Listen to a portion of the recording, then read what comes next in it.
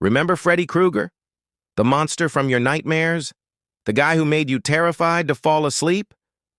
Well, what happens when the world stops being afraid? There was a time when his name alone was enough to send chills down your spine. Sleep was a gamble, a game of Russian roulette with your soul. But now he's a case study, a slide in a Psychology 101 PowerPoint. He's not the embodiment of fear anymore. He's a diagnostic label. Shared dream-induced psychosis. They used to run from him. Now they write essays about him, dissecting his motivations as trauma projection through subconscious archetypes. It's almost funny. Somewhere between endless cups of coffee, weekly therapy sessions, and a steady stream of serotonin boosters, humanity accidentally cured the nightmare. People don't scream when they see him in their dreams anymore. They self-analyze.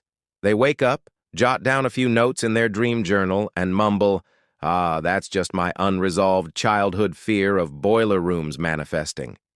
Freddy used to be the master of the subconscious, crawling through the dark corners of your mind. But now he's trapped behind a firewall of mental health awareness. He tries to invade a dream, but every brain he enters is already preloaded with antidepressants, buzzing with energy drinks, and flooded with dopamine from the last viral video they watched. The modern mind is too awake to dream, too numb to be truly terrified. The nightmare isn't dead. It's just been clinically treated. Imagine this. Freddy materializes in a college classroom. A projection of his scarred face looms over a room full of psychology students. The professor points a laser at the screen and says, "Notice the delusional aggression and repressed guilt, a classic example of a nightmare entity." Freddy just stands there, listening. No one screams.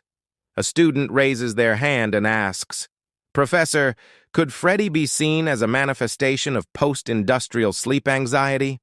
Once upon a time, a question like that would have been followed by a blood-curdling scream and a very creative death scene. Now, it's followed by thoughtful nods and a round of applause. He's not a killer anymore. He's a talking point, a case file, a boogeyman dissected by caffeine and academia. He tries a different approach. He finds a girl asleep, her face illuminated by the blue light of her phone, her eyes twitching from endless screen exposure. This is it. Classic, old-school terror. He reaches out, his claws gleaming in the dim light. But just as he gets close, her smartwatch vibrates on her wrist. A calm, robotic voice says, "REM cycle disrupted, heart rate elevated, please take a deep breath." Freddy freezes.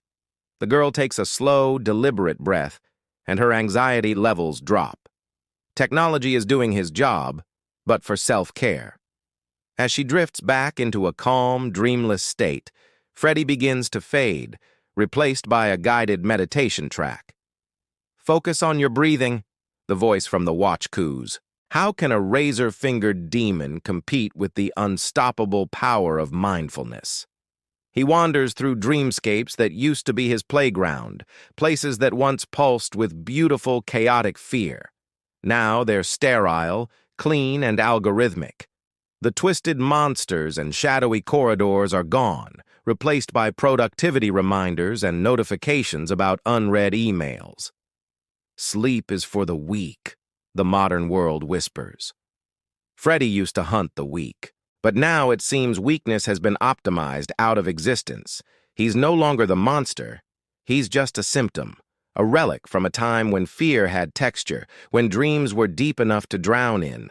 Now everyone lives in a state of being half awake. They're drunk on dopamine, buzzing on coffee, and endlessly scrolling through a reality that feels more like a dream feed than real life.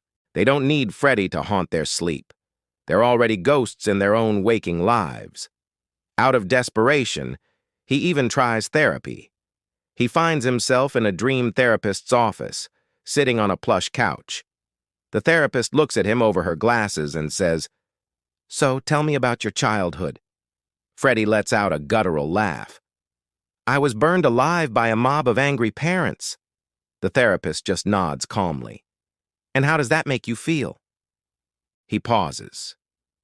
For the first time in his existence, he honestly doesn't know. Freddy Krueger was never supposed to feel anything. He was only supposed to make others feel terror. But when fear itself dies, what's left for the one who fed on it?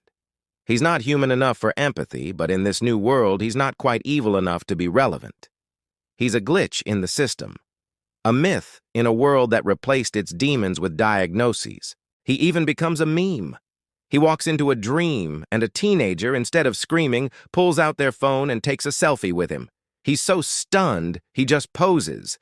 The flash from the camera burns like hellfire, and for a split second, he feels that old spark of power. But then, the moment is gone. It's just data, uploaded, tagged, and buried under a flood of likes, comments, and cat filters. Freddy Krueger, trending for 15 minutes, then forgotten. He scrolls through articles about himself online. One academic paper argues, Freddy Krueger represents the collective anxiety of post-sleep capitalism. Another blog post theorizes, he symbolizes unprocessed trauma in late-stage society. He reads all the theories, all the diagnoses, but none of them mention the one thing he's actually become: lonely.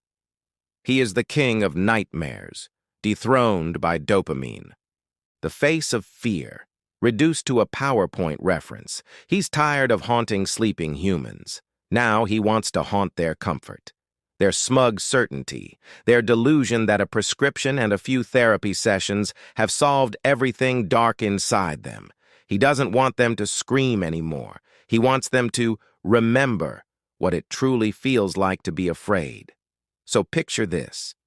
He's sitting in the back of that same university lecture hall.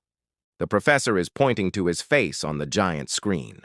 This, the professor declares, is an outdated cultural artifact of fear. A faint, bitter smile plays on Freddy's lips. Maybe that's true. But then, the lights go out.